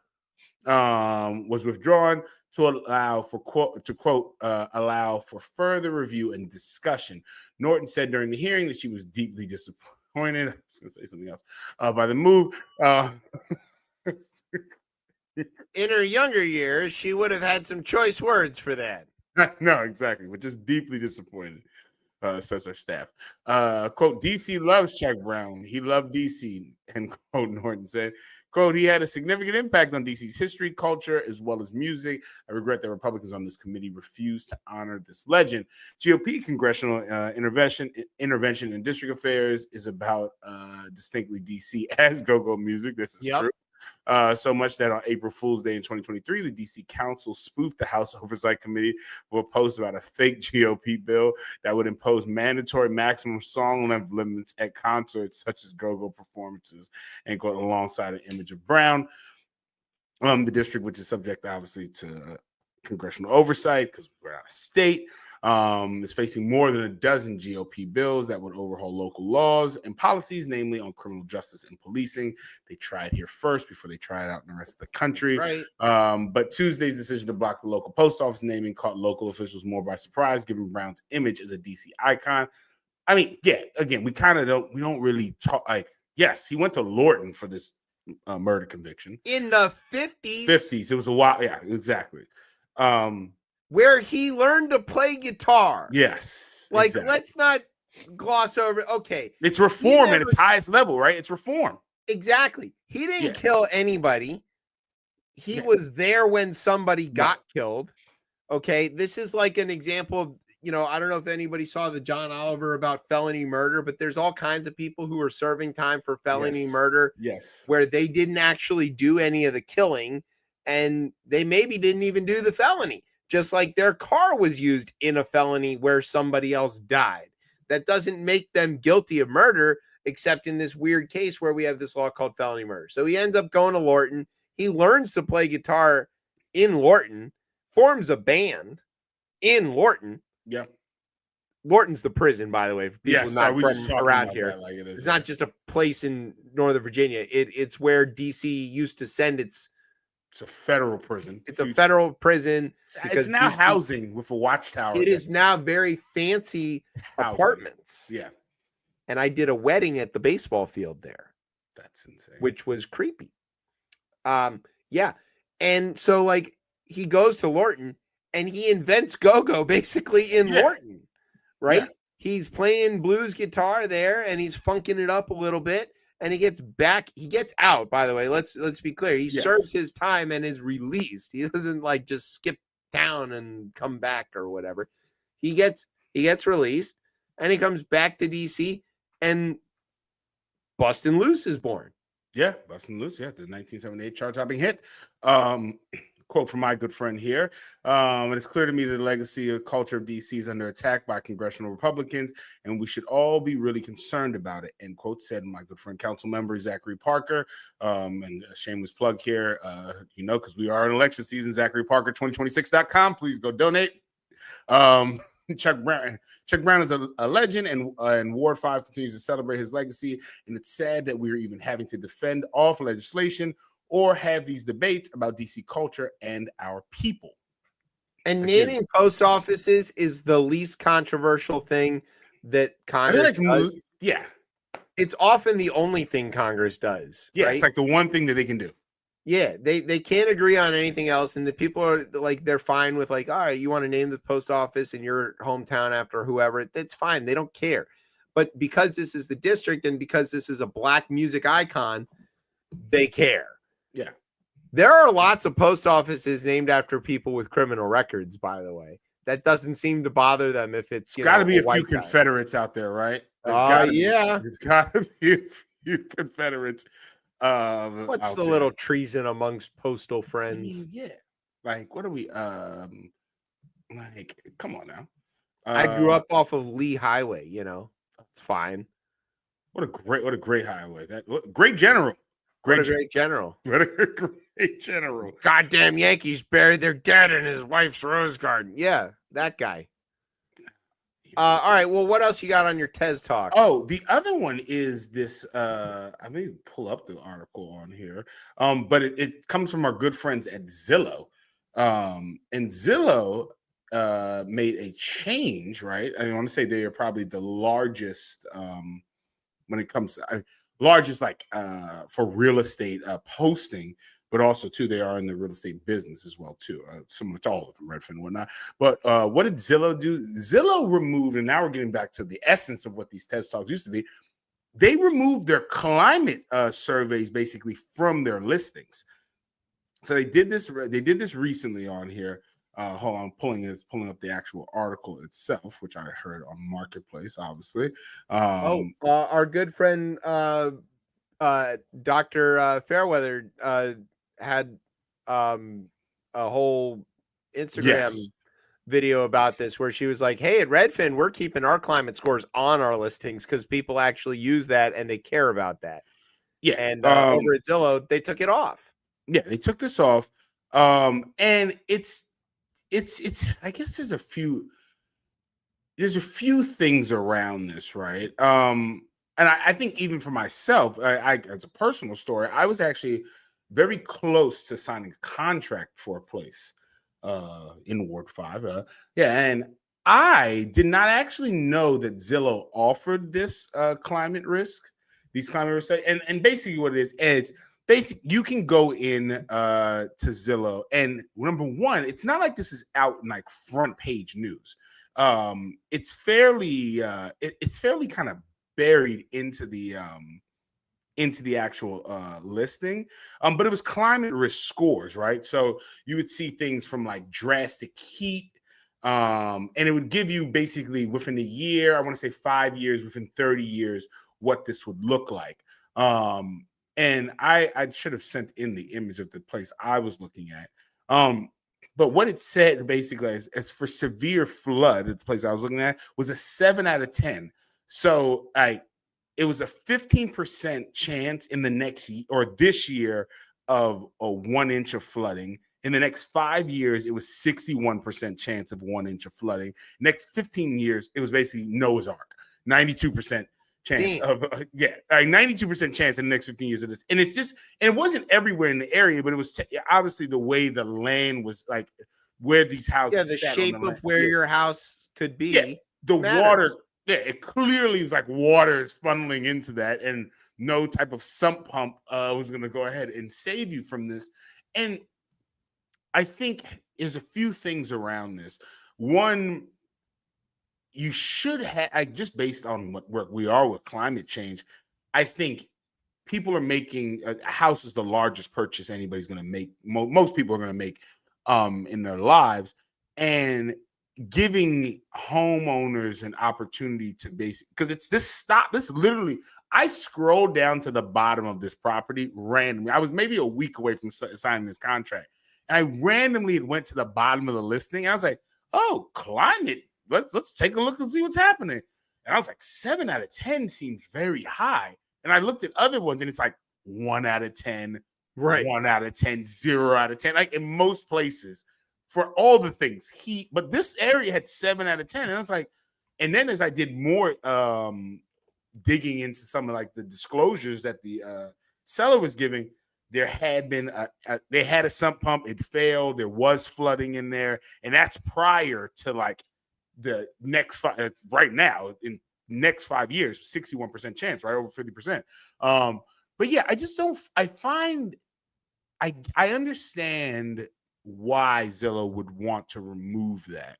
And to their credit, they said there's a link that you can kind of go ahead and click on it to get there. Yeah, but what they're really trying to do is they're getting pressure from the sellers, right? Exactly. The sellers are saying and people Zillow are looking at seller. these scores and it's hurting our prices. Yeah, it's like, well, yeah, it's meant to. That's the thing. And I just find that, I mean, it's not. I don't know. I don't even know how. I guess it's helpful in the sense that they're able to sell more houses. People miss this. People will say, well, the link is still there. But again, you're putting another barrier in front of folks actually getting that information.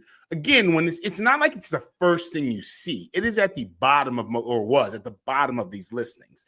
And I think you're not, amongst a variety of things we do in this country, we're not educating, right, consumers on what they're purchasing or educating folks. Well, how long until somebody buys a house without a good climate assessment, ends up getting whacked by things that are obviously climate related disasters where they would have liked to have known in advance, that they then sue and say, this should have been disclosed to us in advance.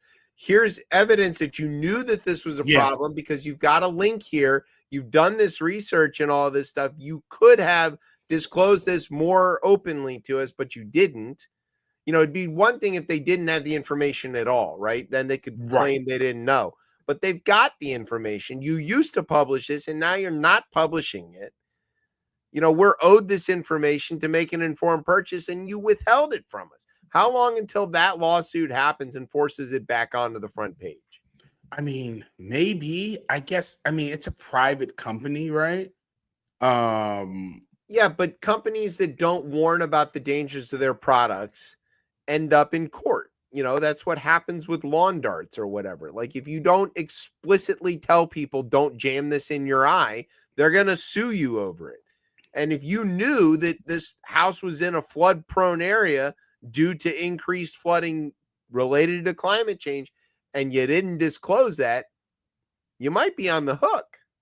Yeah, and again, I just think as they quote from the Marketplace article, buyers who saw flood risk information were much less likely to make an offer on a high-risk home than those who didn't. And I'm like, I had heard this. I had heard this on Marketplace. It's a New York Times article, I think, actually does the actual study on this.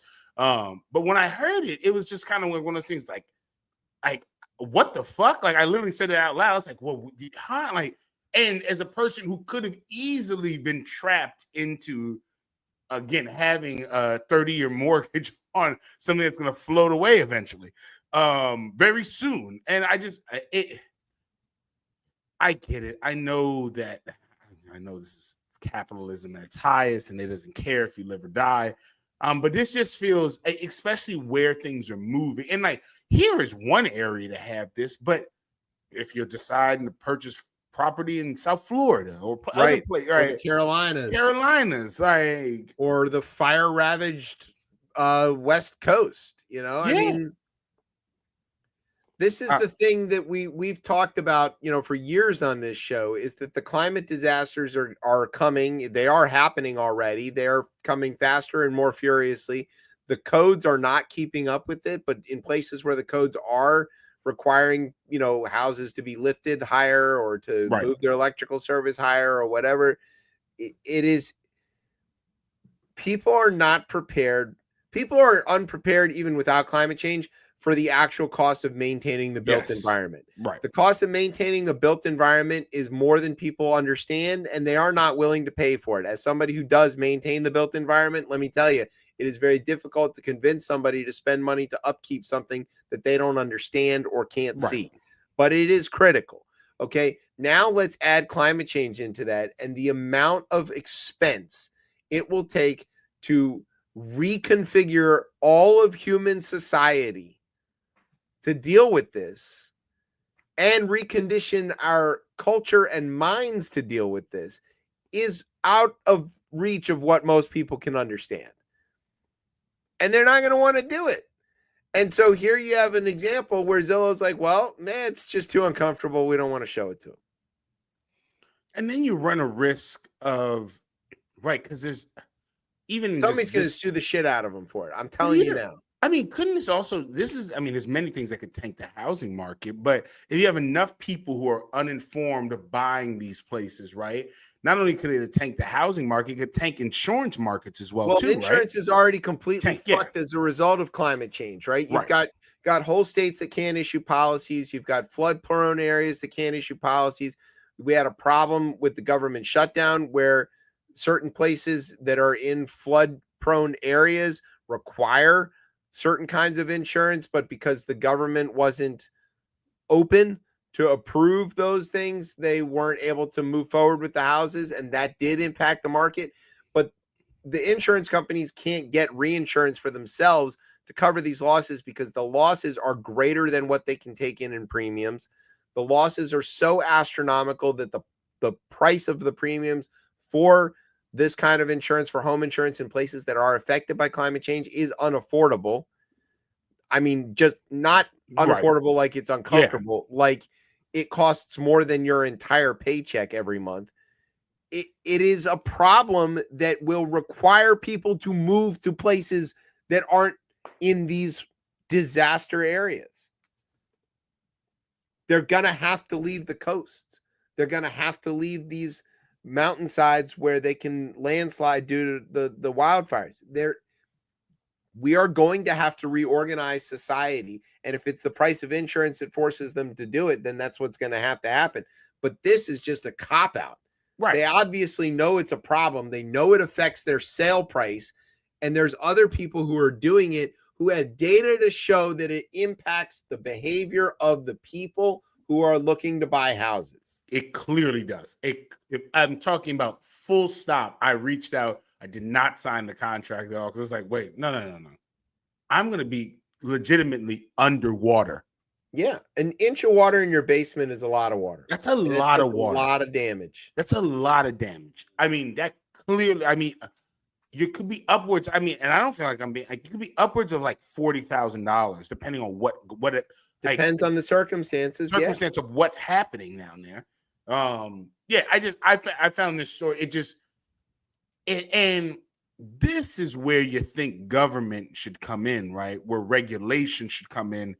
Like this is the whole purpose of government, to protect consumers, right? Government has requirements on disclosure of lots of things, especially regarding houses. Yeah. Lead paint, for example. Yes. Asbestos, radon.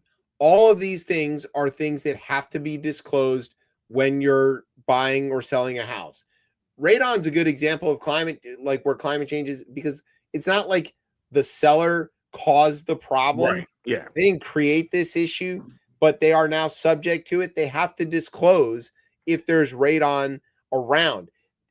It's not really fair to say that the seller caused lead paint or anything either, but they could have done something about it. You can't get rid of radon. Radon comes up out of the ground. It's just radioactive gas that might be in your area. And it could be like your house has it, the next house doesn't have it, the next house does have it. It can be that close. Right. But it has to be tested for, and it has to be disclosed because of federal law. It does seem like this should be in that same category. If it isn't now, it probably will be. And I think it's going to be as a result of major catastrophes, people going to get hurt, killed, whatever. And there's going to be some big class action lawsuit about it. And that's going to move the needle. But I don't think it happens until then because, this country doesn't do anything proactively. Right. The kicker of my story is another reason I ended up finding this, and you'll love this, is because I was battling with the seller over solar panels and who would get the credits for the solar panels. So we were battling back and forth on that. And I forgot the name. It's like SFRP or some shit like that. I learned way more about solar panel credits, and you can put solar panel your house and move from your house, but then still get the actual kickback from the solar panels on that. You made the investment. Because you made the investment of that. And I was like, well, but I'm going to have to maintain these. Are you going to fix them if something goes wrong? So we were going back and forth on that. And that is how I ended up randomly scrolling to the bottom of a Zillow page to see the climate risk assessment for the property. So good for you. Go to Redfin. Shout out to Daryl Fairweather. Yeah. Okay. Let's get on to the third half of the show. Let's do it. We're gonna go through this. This is a new, well, not a new segment, but this is a segment of news that we've been doing, which is the court loss edition. So Trump loses in court so regularly now that we have to have a segment on it, and this is where we're gonna fit in the bit about Tish James. So as you probably know, Tish James was initially indicted by a fake lawyer called Lindsay Halligan, who went and lied to a grand jury to get an indictment, and the judge threw it out. Said that she was illegally appointed and didn't even get to the bit where she did not grand jury properly. Not at all. So then they went and found like some other lawyer who was willing to do this and present this to a grand jury down in Norfolk. They presented it to the grand jury, and the indictment failed, which is exceedingly rare. I mean, it almost doesn't happen. The old saying is you can indict a ham sandwich. Right. And that's because, generally speaking, the burden of proof for the prosecutor to get an indictment is extremely low. Right. They just have to prove that there's a reasonable chance that they're going to be able to prove this stuff in court or whatever. And, 99% or whatever of the cases brought to grand juries end with them giving an indictment to the prosecutor. So in this case, no, they did not get their indictment. And her lawyer was like, that should be the end. Abby Lowell was like, that should be the end of this. We don't want to, have to keep dealing with this anymore. They theoretically can go back and try again as many times as they want. There's no double jeopardy on indictment. Right. But it's pretty striking when this happens. The more failures, though, that they do, which I assume they try this again, but then even if once you get to a grand jury, there's no way that you get through this. Like, this will get thrown out again. Like, I don't know who. Well, there's, if you think about, like, the process of grand jury indictments, the prosecutor, it's not like a one-shot deal. They have a lot of opportunities to kind of refine their case and present limitless evidence. Like they could present something during the beginning of the thing, and then like during a break, one of their friends could be like, hey man, you really missed this opportunity to like add these details. They can always just bring that up later. Right. They're not like a time limit. So the fact that they couldn't get an indictment tells you that they really just don't have the evidence. And I think that was already very clear given her circumstance with this, like her niece living in the house and her visiting on occasion, but it wasn't a vacation home, and her niece wasn't like renting it out to make money. And it was very clearly, obvious what was going on. She didn't misrepresent anything in the loan documents. So, whatever, add that to the list of legal failures. Here's another one. A federal appeals court ruled Monday. This is a callback to a story that we covered several months ago that, let's call him thinks he's President Donald Trump. It's maybe he thinks president. You always he's president. I hate that you say that. He's president. That is. Guy who thinks he's President Donald Trump unlawfully maneuvered to keep his former personal attorney, Alina Habba, as the top prosecutor. Oh, Brian, I thought you had a much less flattering photo of her. As the top prosecutor in New Jersey, a decision that could have far-reaching implications for other controversial Trump appointees that have been challenged in court.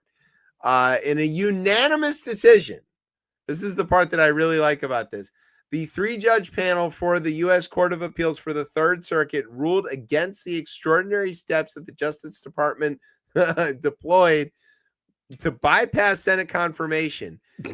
They wrote an 88-page decision about why this is not okay. maybe it was longer than that. It was 80 something pages of like, no, you fucking morons. It's apparent that the current administration has been frustrated by some of the legal and political barriers to getting its appointees in place, said Judge Michael Fisher, who was appointed by W. He wrote in the opinion, its efforts to elevate its preferred candidate for U.S. Attorney to the District of New Jersey, Alina Habba, to the role of acting U.S. Attorney demonstrates the difficulty it has faced, yet the citizens of New Jersey and the loyal employees of the U.S. Attorney's Office deserve some clarity and stability. Yeah, follow the process. Do the process correctly. But they can't get their people if they follow the process. I know. They get Senate confirmed. Right.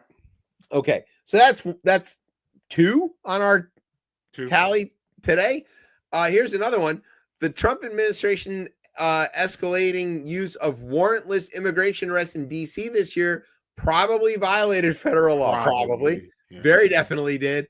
A judge ruled Tuesday in a decision that prohibits such arrests for all migrants in the city except those at risk of escaping. So what they were doing before is they were just being like, hey, you're Spanish, come here. And then they were like, and the person would be like, I'm sorry, am I being detained? Do you have a warrant? Like, is there a reason for this? And they'd be like, we don't have a warrant. We don't have a warrant. Get the fuck in the van, Paco. And then they call him Paco. And then they just were like randomly snatching up people, American citizens included, and like threatening to deport them. Oh, here's the 88-page one. Sorry, it was in the other one. They were arrested while going about unavoidable lawful activities in daily life, said the judge, Beryl Howell. The judge, in an 88-page opinion, 88 pages is a lot to write about people doing something that is very blatantly stupid and illegal, took Trump administration officials to task for depriving migrants of their rights and basic necessities as they languished in cramped detention facilities before being released. So even though they knew that they had somebody who was like a U.S. citizen or had papers and shouldn't be in detention, they would hold them and like torture them essentially for as long as they could get away with, and then still claim to legally have like let them go. You know, it's not so much that they eventually let them go and that they weren't really charged with anything. Okay, that's fine. It's that they were terrorized in the first place. The damage is already done.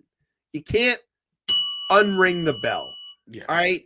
So if you're just scooping up people and detaining them for days on end without access to clean water or whatever they're doing to them, and then you let them go and say, oops, my bad, they can't sue.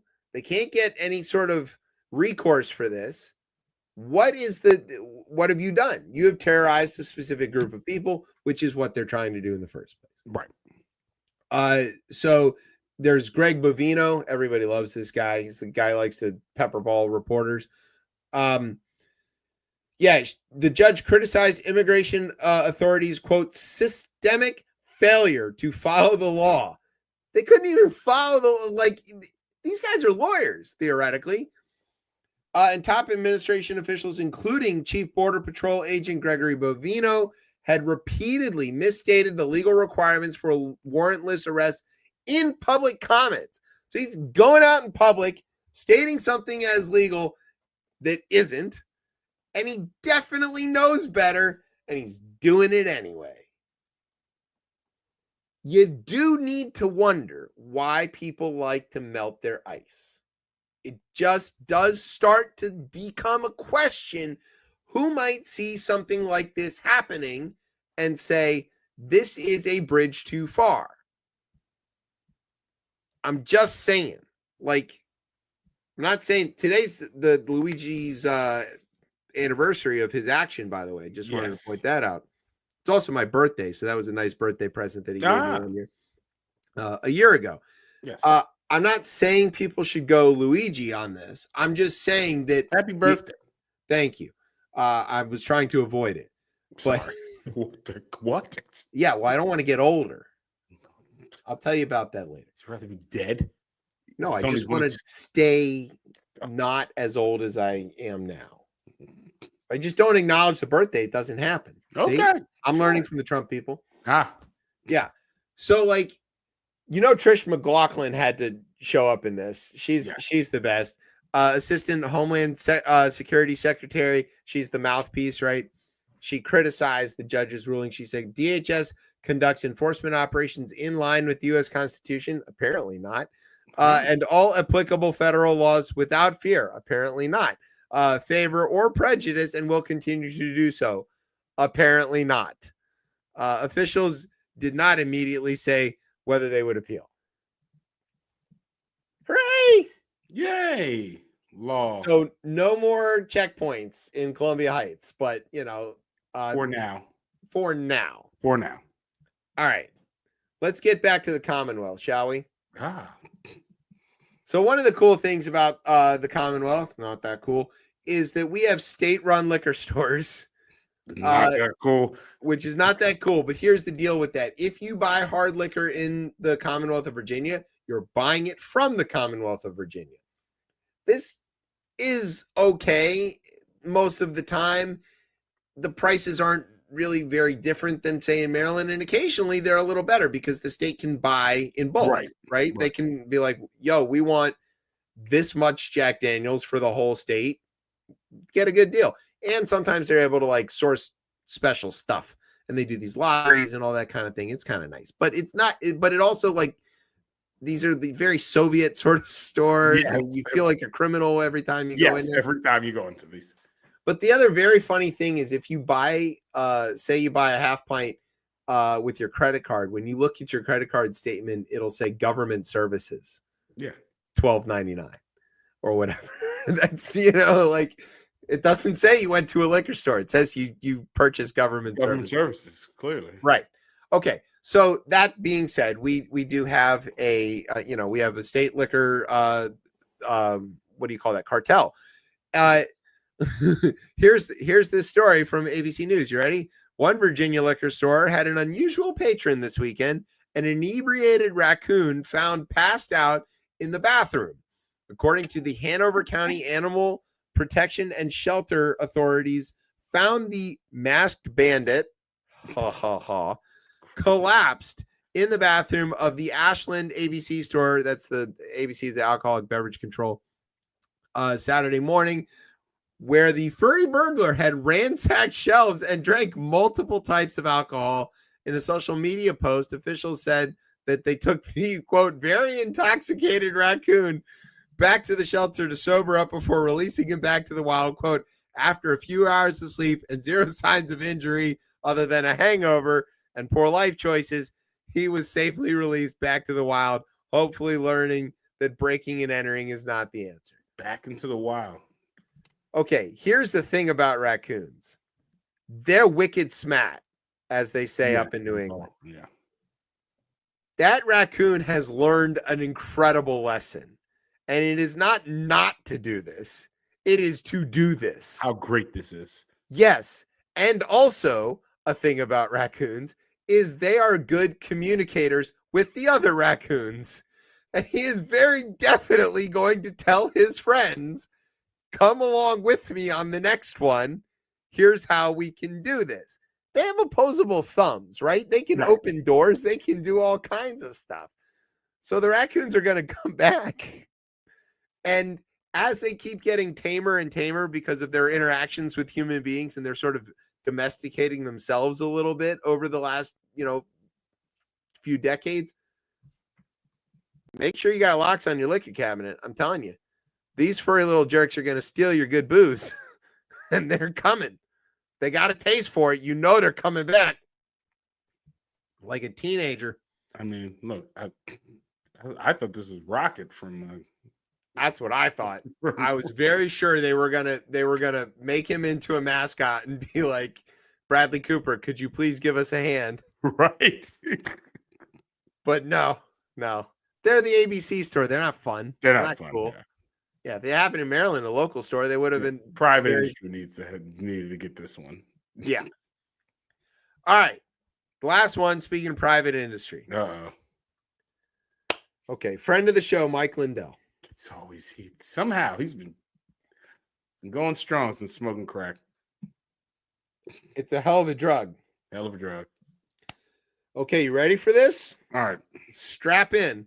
No. Light it up. Yeah, you may need to lay down for this one.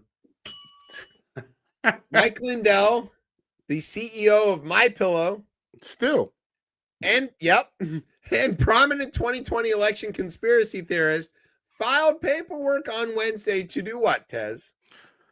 To run for governor of Minnesota. Yes. Setting up a long shot Republican bid against two-term incumbent retard Tim Walz. Oh, come, Mike, you're retarded. No. I'm sorry. I'm going to get canceled for that one.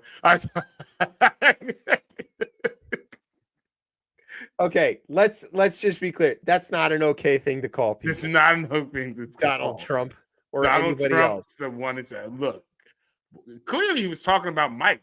No, I'm sorry.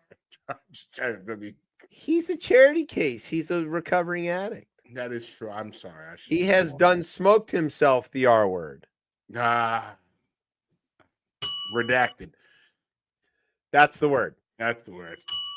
Okay. Yeah. So, like, if you're picking on the disability community, fuck you. Unless it's Greg Abbott or what's that kid from North Carolina? You can pick on him. Cawthorn.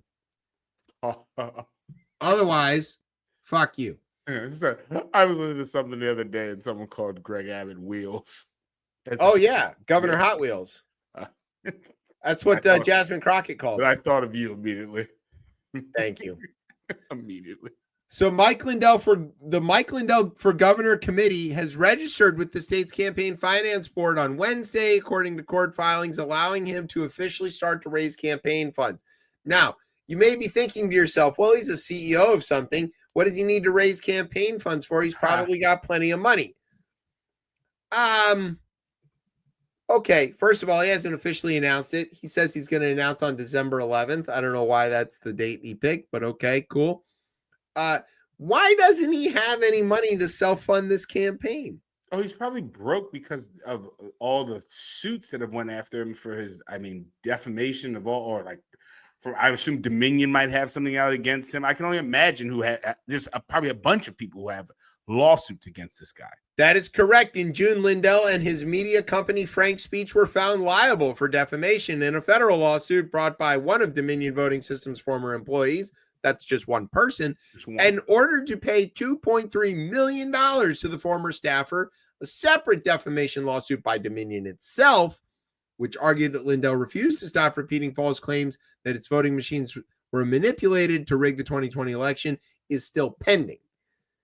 He keeps losing his motions on that. So he's gonna, Rudy ended up owing $700 million for the same thing. In September, a federal judge ruled that the Pillow executive defamed another election technology company, Smartmatic, through similar claims. At a federal court hearing in April, Lindell said that his legal disputes had left him, quote, in ruins and unable to pay court-ordered sanctions to the election software maker. He can't pay because he's broke. Is he really running for governor? Or is this just some sort of shell scheme to try to get himself unbroke? It's a grift. And the Dominion stuff is rather new, but he's also been prior to that, he had cases in 2016 around falsely advertising him as a sleep expert. There's no board certification for this. I'm just looking at, he's in California, Alameda County. He's had suits. He's also facing lawsuits claiming for unpaid loans and unpaid invoices. He doesn't pay his suppliers, which is shocking for a Trump person. Who'd have guessed? I don't know. Don't know. Well, there you go. So we are hoping for a Mike Lindell run at governor, because that means Charlie will be a weekly guest on the show, so we can get interviews with Lindell. It's nice to have a friend like Charlie. It is nice, Mike Lindell. What he's running for? Is it in 2026? He's running. This is next year. Running now, I think. Yeah. Mike Lindell, give me a crack at. That's a great slogan. Come on, sign me up, man. Give me on this campaign, and we'll play. Give me a crack addict. You think you got problems? Let me take a crack at it. Yeah, there you go. He's gonna be like, sleepy Tim Walz can't do his job. Tim Walz, exactly. Yeah. I thought he would like a sleepy person. He loves sleepy people. Apparently his pillows are terrible also. Oh, back to the old school song. Yeah, that's good. All right, like so you hear it. that music? That means we've come to the end of the show. I want to say thank you to everybody for all the birthday wishes I got all day. Again, while I was trying to avoid it. I wish I you wasn't didn't getting really any older. mention this at all. I just kind of slipped back. I asked you, happy birthday. Thank you. Crazy. Thank you. I don't want to get any older, but thank you for sticking with me for another year and another year of this silly show, and I really appreciate it. You guys are important to me, and I not just to the listeners and the viewers and the people who actually care about you, but I care about you, Tez and Brian, and I get to hang out with you every week, and that's good for me personally. So thank you for that. Thanks to Bo and his amazing book. Go get it. Go get the book, and it's dinner in one take, and you can learn to cook almost as well as me. All right, yeah. And also go watch his videos. They're great. Yes, and great you videos. can learn a lot from them and you'll enjoy them. There's lots of good dad jokes in there. Thanks to our radio partners, Spinal Tap, Faucet Tap, and Pete Higgs has Double Tap. Thanks to NOTN for keeping us on for another week, maybe. Don't know. Thanks to our home on the interwebs, coplaymedia.com. And thanks as always to our family at Ripped and Beltway Radio for making us sound as smooth as Michigan's defense of our logo on Saturday. Yeah, it's no comment. All right, where can everybody get you on the socials there, Tez? You can find me on Blue Sky at DC Cortez. All right, you can find me and the show on the Twitter at ChipChatRR. You can find us on Facebook or Instagram at RipChipChat. And you can, of course, find me on Blue Sky at Chef Chip, where I'm out there chatting it up with the rest of the left-wing nerds or whatever. Flaming liberals. Flaming liberals. That's the word that we like now. Are we sticking with that? I don't know. Left-wing nerd sounds more Left-wing appealing. nerd. Whatever. I don't like that either. All right, and you can find us most Thursday nights, especially next Thursday night when we're going to be doing the clip show here on Beltway Radio and Beyond at 9:30 Eastern every week, except for the weeks that we're not here. I'm Chip. That's Tez. Brian somewhere in the background playing with the AI. You've been listening to Chip Chat on Beltway Radio and Beyond. Street balls.